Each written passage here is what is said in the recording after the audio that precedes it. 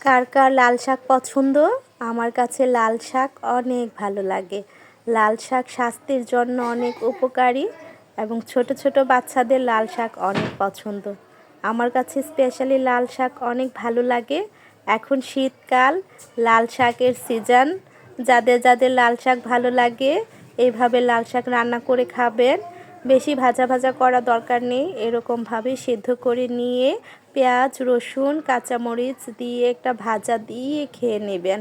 লাল শাক কিন্তু স্বাস্থ্যের জন্য খুবই উপকারী। আর লাল শাকের কালারটা দেখলেই তো খেতে ইচ্ছে করে, তাই না? দেখেন আমার লাল শাকটা কত সুন্দর হয়েছে। আমার লাল শাক কিন্তু ফাইনালি হয়ে গেছে।